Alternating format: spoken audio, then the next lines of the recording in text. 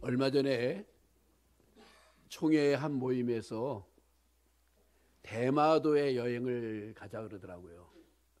근데 그때까지 제 머릿속에 대마도 우리 땅. 그런데 우리 땅 아니라 그러더라고요. 우리 땅이에요, 아니에요? 그러니까는 하도 노래 가운데 뭐 독도가 일본 땅 하니까 대마도는 우리 땅, 이게 왔다 갔다 했던 것 같아요. 우리는 흔히 이제 일본 사람들이 독도는 일본 땅 하는 것을 가리켜서 역사를 왜곡하고 있다, 이렇게 표현하기도 하죠. 그런데 이 역사라고 하는 부분이 저희가 대학을 들어갔을 때 유명한 책이 하나 있었어요. 이에치카라고 하는 사람이 쓴 역사란 무엇인가. 그때 처음으로 역사에 대한 내용을 읽어보면서 거기서 느꼈던 것이 뭐냐면, 역사는 해석되는 것이다. 역사는 사실 그대로가 역사가 아니라 어떻게 해석하느냐에 따라 다른 것이다. 그런 얘기를 듣고서 좀 깜짝 놀랐습니다. 역사의 왜곡이라고 하는 것은 사방에서 나오죠. 어떤 사람은 6.25를 우리 남쪽에서 북쪽으로 쳐들어갔다, 이게 역사의 왜곡인데, 이렇게 주장하는 사람들도 있고. 그래서 우리는 역사에 대한 것을 사실은 잘 알 필요가 있습니다. 근데 역사라고 하는 단어가 처음 등장한 것은 몇백 년 안 됐습니다.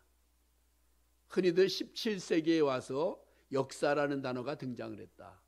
그 전까지는 역사라는 것이 관심이 없었어요. 각 나라마다 다 역사가 또 달랐고, 우리나라는 단기라는 것을 쓴 것도 옛날부터 쓴 건 아닙니다.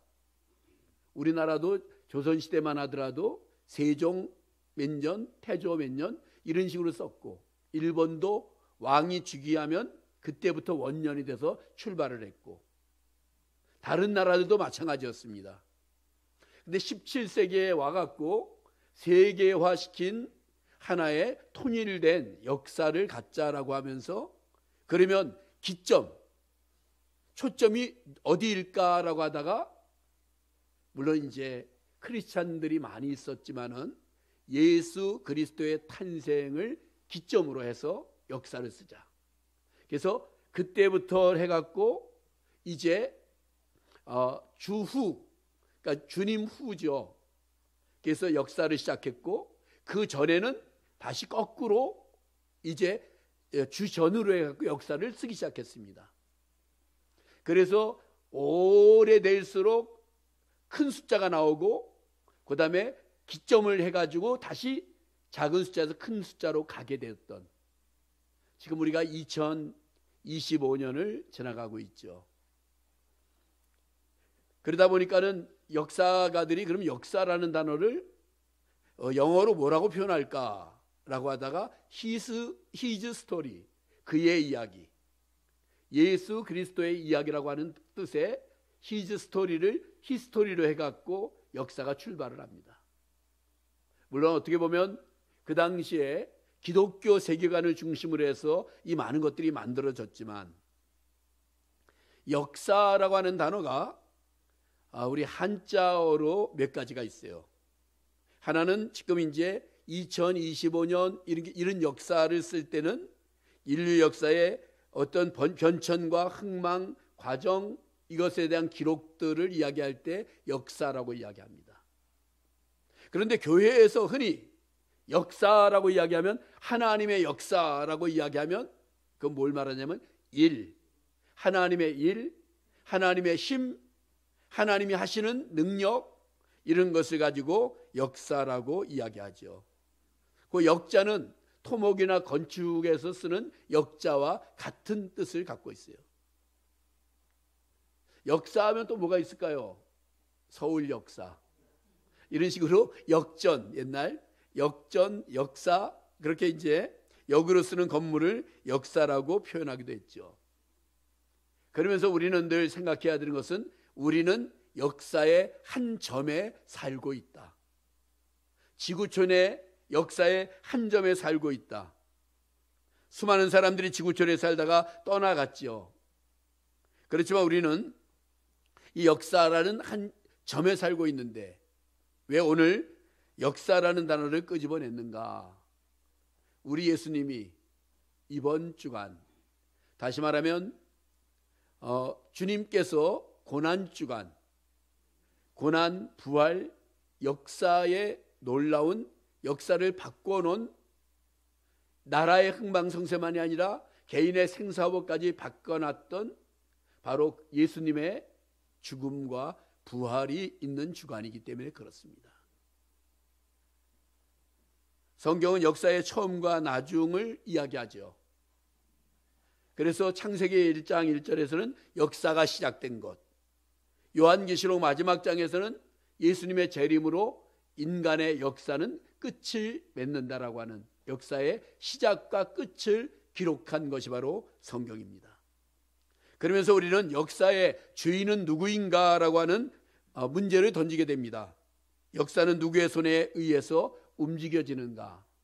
역사를 이끌어 가시는 분은 누구인가라고 할 때 또 역사는 정해진 것인가? 움직여지는가? 이런 부분들을 생각해 볼 필요가 있어요. 어떤 사람들은 하나님은 다 모든 것들을 갖다가 세팅해놔서 컴퓨터화 시켜놔갖고 그대로 간다라고 이야기하시지만 성경은 그렇게 말하지 않아요. 하나님은 지금도 일하신다. 역사의 큰 그림을 갖고 계시지만은 하나님은 지금도 일하셔서 어떤 국가, 개인 또 삶에 역사하신다는 것을 말씀을 해주고 있습니다. 역사를 이끌어가는 것은 어떤 사람이 아니고 악한 영도 아니고 하나님의 손에 의해서 역사는 움직여간다는 거예요. 저는 요즘에 그런 기도를 많이 합니다. 많은 사람들이 우리나라의 어떤 불안한 모습들, 정치적인 것이나 경제적인 것이나 많은 것에 대한 불안한 모습들, 또 한국교회가 많이 흐트러졌고 약해진 그런 모습들, 코로나 이후에 지금 그렇게 많이 됐어요. 그러면서 기도를 하면서 깨닫고 느끼는 것 중에 하나는 하나님은 우리나라 600만 명의 크리스찬들이 기도하는 나라, 사랑하는 나라, 하나님의 자녀들이 이렇게 많은 나라, 우리나라를 하나님은 지키실 것이다, 보호하실 것이다, 함께 하실 것이다, 주관하실 것이다. 그래서 우리는 아무 염려하지 말고 누가 대통령이 되든 누가 어떻게든 그것이 중요한 것이 아니라 하나님의 손, 하나님의 보이지 않는 손이 있다라고 하는 것, 그 부분에 대한 기억이 우리에게 필요합니다. 하나님의 보이지 않는 손이 이 나라를 이끌어 가실 것이다. 특별히 오늘 고난주간에 이 생각을 하면서 오늘 제가 제일 좋아하는 말씀 중에 두 구절이 들어있는 본문의 말씀을 선택했어요. 제가 좋아하는 성경 구절이 많이 있는 가운데서 이렇게 가까이 두 구절이 있는 것은 많지 않습니다. 오늘 본문 28절에 보면 우리가 알거니와 하나님을 사랑하는 자고 그의 뜻대로 부르심을 입은 자들에게는 모든 것이 합력하여 선을 이루느니라. 32절에 보면 자기 아들을 아끼지 아니하시고 우리 모든 사람을 위하여 내주시니가 어찌 그 아들과 함께 모든 것을 우리에게 주시지 아니하시겠느냐. 아주 좋아하는 두 가지의 말씀이 같이 근접해 있습니다. 그래서 오늘 이러한 말씀들을 중심으로 역사의 중심 예수, 이런 제목으로 여러분과 함께 말씀을 나누는 겁니다. 로마서 8장은 성경 가운데서도 우뚝 솟은 가장 높은 산봉우리와 같이 가장 좋은 보석과 같이 빛나는 장이 바로 로마서 8장입니다. 로마서 8장. 많은 성도들에게 힘을 주고 은혜를 주었던 장입니다. 그 가운데 오늘 28절은 특별하죠. 하나님을 사랑하는 자, 곧 그의 뜻대로 부르심을 입은 자들에게는 모든 것이 합력하여 선을 이룬다. 금년도에 우리 교회 표어죠. 앞에 있다가 뒤로 옮겨갔어요. 우리 교회 표어가 합력하여 선을 이룬다. 그런데 여기 이 내용을 조금 풀어본다면 우리가 알거니와, 우리가 알거니와라는 말은 사도 바울이 이 로마인들에게 이 편지를 쓰면서, 로마의 크리스찬들에게 편지를 쓰면서 우리가 알거니와라는 단어를 쓴 것은 우리가 경험한 것처럼, 우리가 깨달은 것처럼, 우리가 믿는 것처럼, 그러면서 이게 에이도라고 하는 단어인데 초경험적인 지식, 경험적 지식을 포함한, 우리는 이미 안다는 거예요. 알았다는 거예요. 놀라운 고백입니다. 사도 바울은 나는 이미 알았다. 합력하여 선을 이루시는 하나님을 경험했다. 이미 알고 있다. 우리도 신앙생활을 하면서 이 경험을 계속해 나갈 필요가 있어요. 합력하여 선을 이루시는 하나님, 그것을 내가 안다, 내가 알고 있다. 그런 체험이 우리에게 있어야 된다는 거죠. 하나님을 사랑하는 자, 곧그때도록 부르심을 입은 자들에게는 모든 것이 합력하여 선을 이루신다. 합력하여 부르심을 입은 자들, 우리는 지구촌의 한 점에 있지만 우리를 사랑하시고 우리를 위하시는 하나님의 눈에는 크게 보이고 귀하게 보인다는 거예요. 정말 작죠. 그렇지만 하나님이 보시기에는 크게 보인다, 귀하게 보인다. 하나님의 자녀들, 하나님이 보실 때는 존귀한 자라는 것이죠. 바울 사도는 이런 표현까지 썼어요. 나는 죄인 중에 괴순이라라고 번역이 됐지만 원래 뜻은 나는 죄인 중에 첫 번째니라라는 단어예요. 헬라어 원뜻이. 그 의미는 뭐냐면요, 이 지구촌에, 지구상에 나 혼자만 있다 하더라도 주님은 이 땅에 오셔서 나를 위해 죽으셨다라고 하는, 그러니까 모든 사람들을 위해서, 많은 사람들을 위해서 죽으셨다가 아니라 나 한 사람을 위해서 죽으셨다고 하는 바울 사도의 강력한 신앙의 고백이에요. 나 한 사람을 위해서. 왜냐하면 하나님이 보실 때 우리가 얼마나 존귀한 자인가, 이게 보여진다는 거죠. 모든 것이, 만사에, 우리에게 생겨지는 모든 것에 합력하여 선을 이루신다라고 하는 내용을 담고 있어요. 그러면서 우리는 여기에서 믿음 생활에 주의할 점 또한 깨닫게 되는 게 있습니다. 영적으로 주의할 것이 있어요. 뭐냐면은 내 생각과 잘 맞고 또 나에게 좋은 어떤 말씀들에 대해서는 아멘으로 또 받아들이지만, 그렇지 않은 말씀들이 성경에 나타날 때는 자꾸 외면하지 말고 나에게 주시는 교훈이 뭘까, 이 말씀 또한 받아들일 자세와 준비가 있어야 된다는 겁니다. 또 한 가지는 합력하여 선을 이룬다고 하는데 왜 아닌가? 하나님의 말씀이 왜 그때 이렇게 이루어지지 않고 그렇게 되는가에 대한 생각과 깨달음이 있어야 됩니다. 그 뒤에서 조금 더 말씀드리고요. 어떤 사람에게 합력하여 선을 이루시는가 할 때 두 가지 조건을 이야기합니다. 한 가지 조건은 하나님을 사랑하는 자, 또 한 가지의 조건은 그 뜻대로 부르심을 받은 자. 우리는 하나님을 사랑의 하나님으로 알고 믿고 있죠. 맞아요.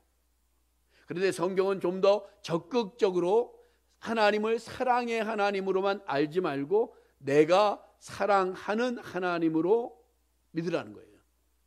오늘 본문이 겁니다. 하나님을 사랑하는 자. 우리는 우리에게 물어봐야 됩니다. 나는 하나님을 사랑하는가? 얼마나 사랑하는가? 정말 진짜 사랑하는가? 그 사랑에 대해서 물어볼 필요가 있죠. 자녀들과 부모들이 대화를 하다 보면은 사랑이라는 단어가 튀어나올 때가 있죠. 물론 아이 때만 그렇지만 얼마나 사랑하느냐? 하늘만큼 땅만큼 진짜 사랑한다는 표현들을 쓰죠. 목숨 걸고 죽기까지 사랑하는 것. 마찬가지로 우리가 하나님에 대해서도 하나님의 사랑만 받는 것이 아니라 내가 사랑하는 하나님, 내가 사랑하는 하나님, 내가 사랑하기 때문에 주님을 위해서 나도 목숨까지도 내놓을 수 있습니다. 많은 순교자들이 왜 생겼습니까? 또 많은 사람들이 자신의 모든 것들을 두고 선교사로 나가기도 하고 하나님의 종의 길을 가기도 하고 가는 이유가 무엇입니까? 하나님의 사랑을 깨달았고 하나님을 사랑하기 때문에 생기는 일들입니다. 그 뜻대로 부르심을 받은 자, 소명의식을 깨닫는 거예요. 하나님이 나를 부르셨어요. 나를 부르시니가 하나님, 나를 부르신 그곳에서 내가 하나님 앞에 서겠다라고 하는 복음송 가사처럼 소명의식을 깨닫고 순종하며 살겠다고 하는 그 고백이죠.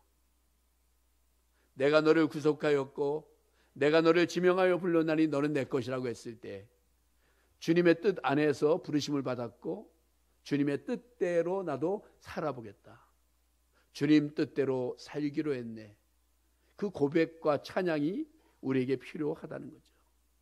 자, 그러면 다시 하나님은 어떤 분이신가로 좀 더 돌아가 보지요. 물론 출애굽기 3장에 보면 나는 스스로 있는 자다라는 말씀을 주셨지만 그런 거 말고 하나님은 어떤 분이신가 할 때 하나님의 본질은 제일 큰 것은 사랑이죠. 하나님은 사랑이시라. 하나님의 본질 가운데 가장 큰 겁니다. 우리를 사랑하셔서 독생자를 주셨다. 하나님의 사랑이 우리의 마음에 부음받되었다. 하나님의 사랑이 하나님의 본질이죠. 근데 사랑만이 본질이 아니라 또 한 가지 그 사랑이 어디로 연결되냐 하면은 우리를 위하신다. 제가 32절에 말씀을 드렸죠. 자기 아들을 아끼지 아니하시고 우리 모든 사람을 위하여 내주시니가 어찌 그 아들과 함께 모든 것을 우리에게 주시지 않겠는가. 우리를 위하신다.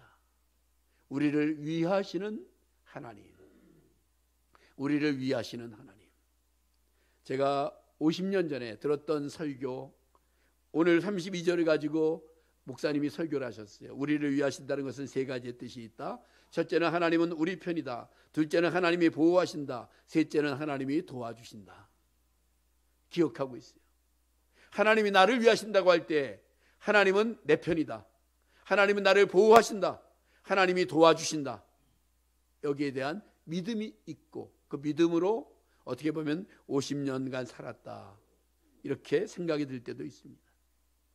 우리를 위하신다. 그런데 오늘 본문에서 우리에게 제일 중요하게 여겨지는 단어가 나오죠. 선이라는 단어입니다. 선은 착하다라는 뜻도 있고 옳다라는 뜻도 있어요. 선을 이루시는 분, 창조적인 선을 만드시는 분.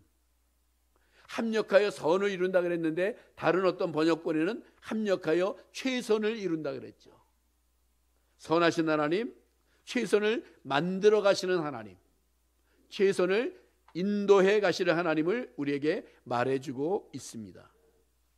그 선하신 하나님, 사랑의 하나님, 우리를 위하시는 하나님, 선하신 하나님이 하나님의 계획을 가지시고 우리 가운데 역사하신다는 거예요. 그러면서 하나님의 계획 또한 언제나 선하시다. 하나님의 계획은 선하십니다. 하나님은 하나님의 자녀에 대한 계획이 있다. 다 있다. 선한 계획이 있다. 우리는 늘 깨달아야 돼요. 아, 하나님이 계획이 있으셨구나. 하나님이 계획이 있으셨구나. 우리가 뭐 잘 안 돼요. 힘들어요. 어려워요. 근데 어느 날 합력하여 선을 이루셨을 때 깨닫는 단어가 그겁니다. 아, 하나님이 계획이 있으셨구나. 계획이 있으셨구나. 오늘 29절 이하에 보면은 하나님이 미리 정하시고 미리 아시고 그 아들의 형상을 본받게 하려 했다. 하나님이 말하는 선은 뭐냐? 잘 되게 하는 것만이 아니에요. 우리 생각에는 잘 되고 건강하고 평안하고 좋고 형통하고 평탄하고 이런 것을 선하다고 생각하는데 하나님이 생각하시는 선의 가장 중요한 요소는 그 아들의 형상을 담게 하기 위한, 예수님을 담게 하기 위해서, 예수님의 성품을 담고 예수님의 뜻을 담고, 그것이 바로 하나님이 우리를 인도하시는 목적과 방향이라는 거예요. 하나님의 계획은 언제나 능동적이다. 인간이 평안할 때는 하나님이 아무것도 안 하시는 것처럼 보일 때도 있어요. 그러나 인생의 가장 고통스러운 고난 가운데서 바쁘게 애쓰고 일하시는 하나님을 발견하게 되어지죠. 그런데 우리는 늘 생각해야 됩니다. 하나님은 언제나 일하신다. 하나님은 언제나 일하신다. 하나님은 교회를 위해서, 우리 성도들을 위해서 일하시는 하나님이시라는 거죠. 하나님은 일하시고 우리는 그것을 믿는다. 내가 일하는 것보다 하나님이 일하신다고 할 때 더 좋죠. 더 귀하죠. 하나님의 계획은 포괄적일 때가 있습니다. 넓고 크고 깊고 높습니다. 그래서 우리는 하나님의 계획이 포괄적이기 때문에 때때로 힘들 때가 있어요. 하나님은 때때로 육체적인 고통을 통해 연약감을 깨닫게 하시고, 알 수 없는 고난을 통해 지혜의 부족을 깨닫게 하시고, 경제적인 어려움을 통해 인간 능력의 한계를 깨닫게 하시고, 실수나 실패를 통해 인간이 자기 부족과 모자람을 알게 하시고, 그러면서 우리를 포괄적으로 인도하시는, 그러면서도 조화를 만들어 가시는 하나님이시죠. 창세기 50장에 보면 요셉이 이제 형들과의 만남을 갖습니다.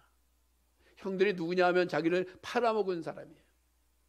그런데 그들과의 만남을 가질 때 요셉의 입에서 나오는 신앙 고백적인 내용이 하나 있어요. 어떤 내용입니까? 당신들은 나를 해하려 하였으나 하나님은 그것을 선으로 바꾸셨습니다. 근데 이때 조심해야 될 것이 하나 있어요. 형들이 이렇게 말했다고 생각해 보세요. 우리가 그때 너 안 팔았으면 어떻겠냐? 잘 팔았지.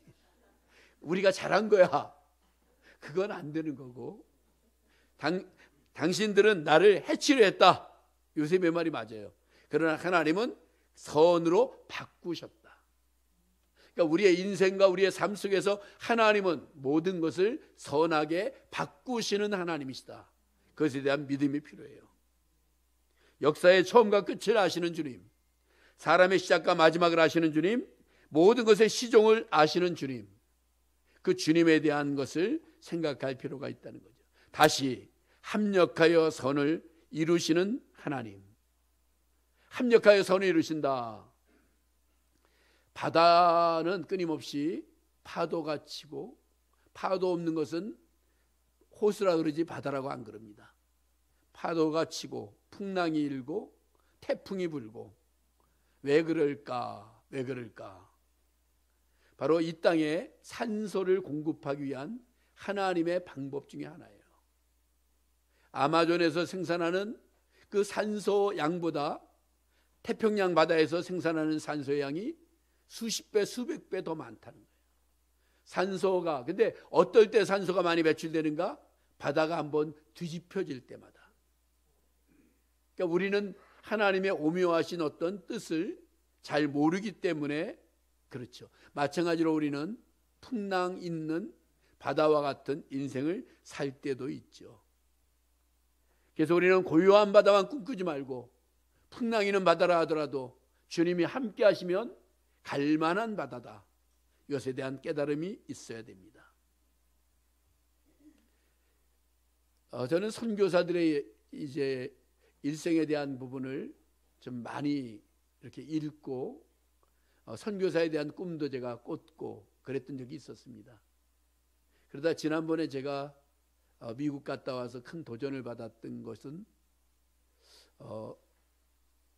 1880년에서 1920년까지 40년, 50년 동안 미국의 젊은이들이 땅끝인 조선을 찾아서 3,600명이 왔고, 600명이 이 땅에 묻혔고, 또 은퇴를 하고 돌아간 사람들이 모여서 조선 땅을 위해서 기도하는, 그곳에 가서 제가 놀랬던, 감동을 받았던, 와, 이런 일이 그 당시에 그 땅의 젊은이들이 여기까지 한번 오는데 몇 달씩 걸리고 목숨 걸고 오는 식인종들이 살고 있는 땅으로 알려진 이런 곳이었는데, 인도 선교사 중에 하나, 위대한 인도 선교사가 있었어요. 윌리엄 컬이라고, 영국 선교사인데, 이 사람을 통해서 성경 번역 연구회가 이렇게 진행이 되기도 했어요.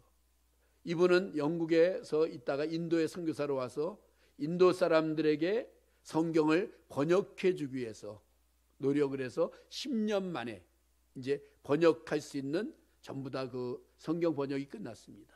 그럼 이제 인쇄를 해야 되는데, 인쇄를 그 당시에는 어떻게 하느냐 하면은 활자를 하나하나 집어넣어 갖고 목판을 떠 가지고 인쇄를 하는 그때였습니다. 여러분 지금도 기억하시는 분들이 있을지 모르겠어요. 우리나라도 한 몇십 년 전만 하더라도 있죠. 교회 주보를 만들려고 그러면은 주보 인쇄소에 갖다 주면은 활자를 하나하나 꽂아 갖고 주보 글씨가 찍혀서 나왔어요. 그렇지 않으면 교회에서 처음으로 가리방이라는 것이 나와서 긁어 갖고 프린트를 이렇게 밀어 갖고 하던 그런 때가 있었죠. 1812년이면 지금으로부터 200년 전에는 그 목판을 갖다 짜 갖고 해야 되기 때문에 엄청나게 힘들었어요. 여러분 성경에 나타나는 내용을 보면 그 당시에는 성경 한 권을 만들려면 이 한 권 전체 말고요, 빌립보서 하나, 로마서 하나 만들려면 한 짐이 됐어요. 양피지에다가 쓰고 한 짐을 메고 가야 되는 그게 성경이었습니다. 다 만들어졌다고 생각했는데 갑자기 인쇄 공장에서 불이 나버렸어요. 그래서 목판이 다 타버렸어요. 윌리엄 커리는 거기에서 정말 울었고, 그리고 많은 사람들은 커리를 조롱했어요. 그런데 이 기사가 인도의 신문과 영국의 신문에 큰 기사로 나왔어요. 그러자 많은 사람들이 마음의 감동을 받았어요. 그래서 헌신했어요. 그래서 인쇄하고자 했던 것에 10배의 많은 책들을 인쇄해서 인도에다가 나눠주게 되었던 것이에요. 그런 이런 음성을 들었다 그래요. 너 들어라, 재난은 천국의 기둥이다. 잠잠하라, 그리고 내가 하나님 것을 알라.